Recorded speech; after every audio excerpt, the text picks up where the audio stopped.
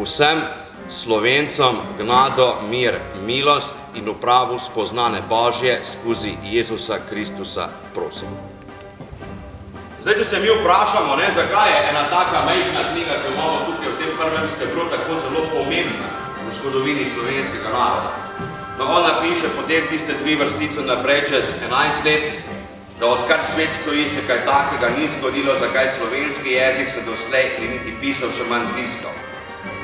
On je vedel, da je naredil pomembno stvar. So ljudje, ki znajo, pa je poguma premalo, pa ni nič. Pa so zelo pogumni ljudje, pa znajo premalo, pa spet ni nič. Se pravi, da se je Trubar takrat znal na pamet in pogumen način vključiti v takratni novi razvoj v Evropi.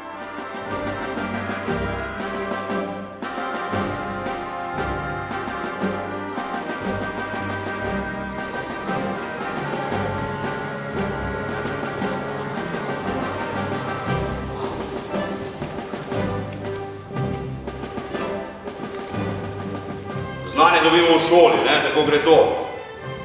Ta svet se deli na koga? Na pametne pa na bedaste. Eni znajo, eni pa ne.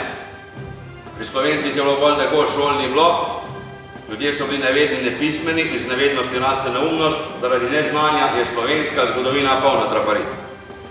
Je pa najbolj na svetu, če eni skušajo nekaj narediti, potem pridejo drugi, ki jim skušajo to preprečiti. Reformacija proti reformacija. Ta je zmaga. Še enkrat, kar se vere tiče, bilo je strogo. Torej, cesarstvo in dežele. V posamezni deželi je bila dovoljena ena vera, ne 2. Vero so določili. Kakršne vere je bil tisti, ki je imel v deželi oblast, take vere so morali biti vsi ostali prebivalci. In noben ga nič vprašal. Kdor je hotel drugače, so ga izgnali. Tako so bili protestantje izgnani. Knjige, ki jih je napisal Trubar in ostali, so zaplenili in sežgali v Ljubljani, so rekli, da so krivoverske knjige. Trubarja so označili za velikega krivoverca, kar je takrat pomenilo, da je bil hud zločinec. Ljudje so to verjeli.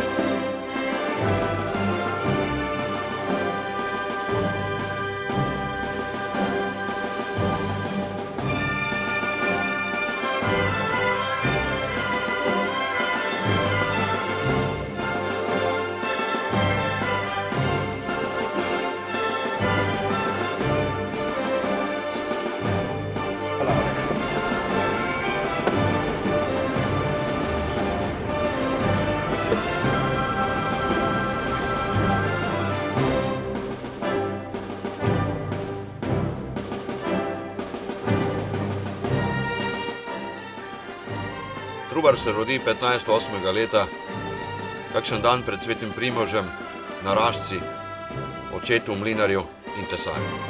Oče ni bil kar navaden tlačan, bil je mlinar in tesar. To sta bila pomembna poklica in zaradi tega je bil njegov oče v zelo dobrih odnosih s turjanskim grofom, ki je bil gospodar vsega živega in mrtvega tukaj. Grof je potreboval take ljudi in je naredil uslugo, če bo treba. Torej, ko so ugotovili, da je Primož nadalje, da je bilo dobro, da bi šel v šolo, je bilo treba grofa vprašati. Torej, turjaški grof je dal dovoljenje za Trubarjev odhod v šolo, mogoče še kaj denarja in potem, ko je bil Primož star 12 let, se je verjetno pridružil eni od trgovskih karavan, ki so hodile skozi to vas dol proti morju, ter je odšel na reko v šolo.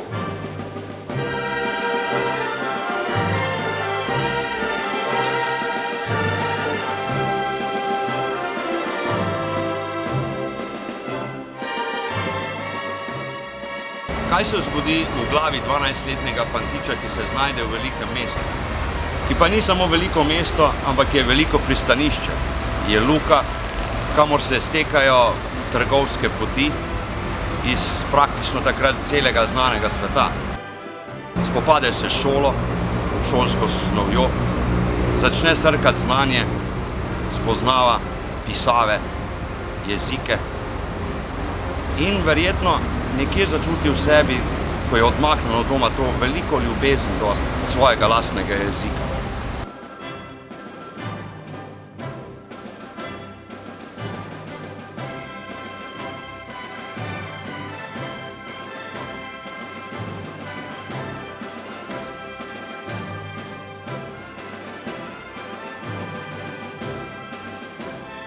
V Trst pride Trubar kot najstnik.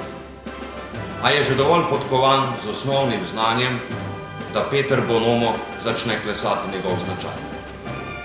Ta je potem dovolj trden, da prenese breme zgodovinske preizkušnje. Bonomo je odprt, renesančni škof, humanist, katerega tenkočutni obraz odraža na eni strani nežnost, na drugi globoko znanje. Tržaški škof je za Trubarja drevo spoznanja, je sad in izvir, k kateremu se Trubar vrača celo življenje. Če je bila reka stik s konkretno širjavo sveta, ga Trst poveže z veličino duha, ki takrat zaveje po Evropi. Sam Trubar piše, da mu je Bonomo razlagal Vergila, Erazma in Calvina.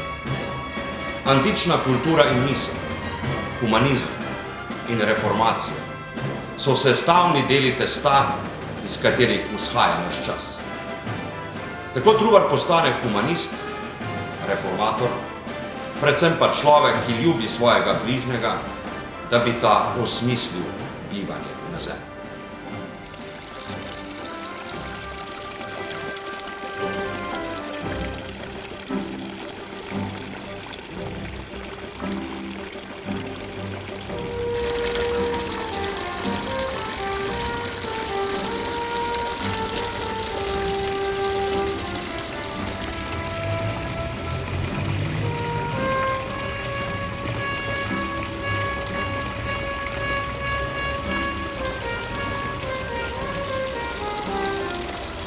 Trubar v Ljubljani živi v tej hiši, je še na redkih, ki je ostala iz tistih časov.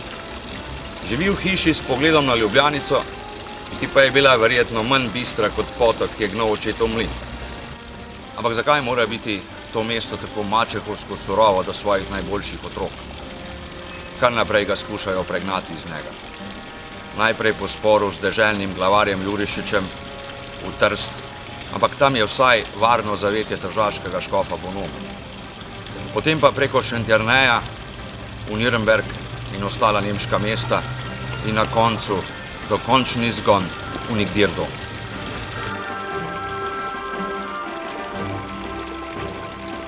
V Ljubljani postane markanten pridigar, katerega beseda gre naravnost, jeklena in bogata. Kot govorijo viri, je bil zelo priljubljen pri lepšem spolu. Ampak kako utrgati sad, ko leži na tebi breme celibata. Trubar v to megleno mesto prinese duh sveta, razburkar ljudi in prevetri zatohlost. Bil je svetovljan z lučjo razuma in vero, ki mu je dajala samozavest za ustvarjalno delo. Kar je do sedaj srkal vase, tu začne razdajati. Bilo pa je samo vprašanje časa, kdaj bo tak svoboden duh prišel v spor z oblastjo, ki zna biti raje kot ne, zbirokratizirana, skorumpirana, pohlepna, zavisna in škodoželjna. Trubar je potem v stalnem sporu s temi lenimi požeruhi, kot jih sami imenuje, ko pridiga proti manifestacijam, kot so zidave cerkva, romanja in praznovje.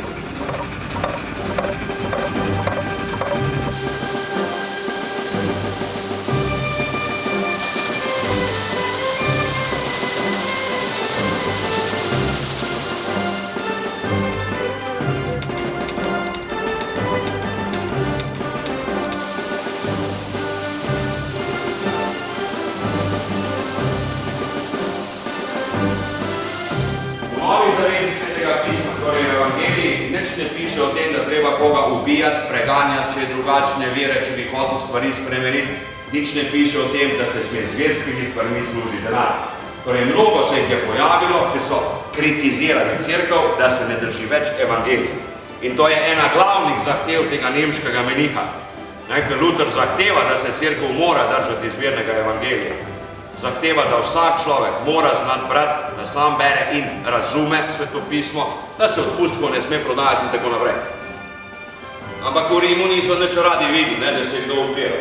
In so Lutra izobčili, izključili iz katoliške cerkve, ampak Luther je imel zaveznike, razširil je svoj nauk in ustanovil je novo krščansko vero, ki danes rečemo protestantizem. Protestantska vera pa se navkljub temu, da je bila preganjena, hitro širila. Tudi s knjigami. Trubar je prišel do te knjig v Trstu. Čeprav, mogoče on tega sploh ne bi smel brati, ker on je bil takrat še katoliške vere. Ampak oni drugi so videli, da so razmere v cerkvi slabe, da jih treba spremeniti oziroma preoblikovati. S tujo besedo reformirati. Zato je reformacija. Reformacija po naše pomeni preoblikovanje. Šlo je za to, da so hoteli preoblikovati cerkev. Če sem pa rekel, da je imela cerkev oblast. Če se spremeni tisti, ki vlada, se avtomatično spremeni vse. In se tudi je. Prišlo je do velikanskih družbenih sprememb, ki veljajo danes. To, kar mi živimo, je novi vek, začenja se tudi z reformacijo. No, Trubar je začel pridigati na nov način, ampak to oblastem ni bilo všeč. Kralj je podpisal zaporno povelje in čakala ga je ječ na Ljubljanskem gradu. On je bil takrat srečo, da ni bil v Ljubljani, ampak v Šentjerneju na Dolenjskem, da je zvedel, da ga iščejo, da se je skril in odšel na Nemško. Na Nemškem pa Trubar prestopi iz katoliške vere v Lutrovo, torej postane protestant in začne se slovensko pisanje.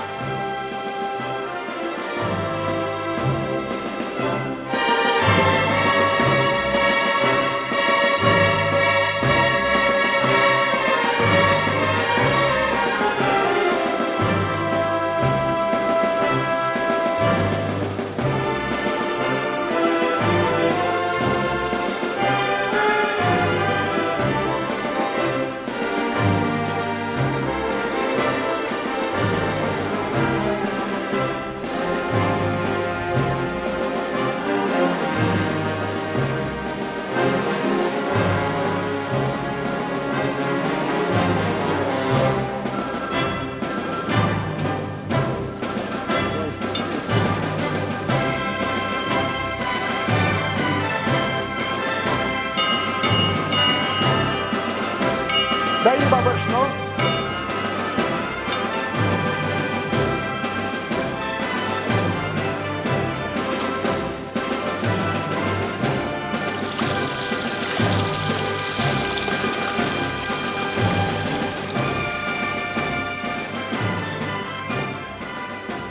Grad Landlišček so dobili turjaški grofje v fevd v 13. stoletju. V turških časih je odigral vlogo tabora, ki ga Turki niso mogli zavzeti. Turjačani pa, kot vemo, so v dobi reformacije odigrali pomembno vlogo podpornika tako Trubarja kot ostalih reformatorjev in so se udeležili pri mnogih uspehih, ki jih je dosegla slovenska reformacija. Tako pa so v drugi polovici 16. stoletja Turjačani ponudili ta grad kot zatočišče protestantom, ki jih je iskala roka oblasti. Tako je ta grad postal nekakšna protestantska republika, še zadnje zatočišče svobodnega intelektualca, ki pa se je v protireformaciji znašel pred strahotno dilemo. Ali zatajiti vero, ali zapustiti dom. Kaj je manjše zlo? Na to nikoli ne bo jasnega in enoznačnega odgovora, bo vedno le dilema.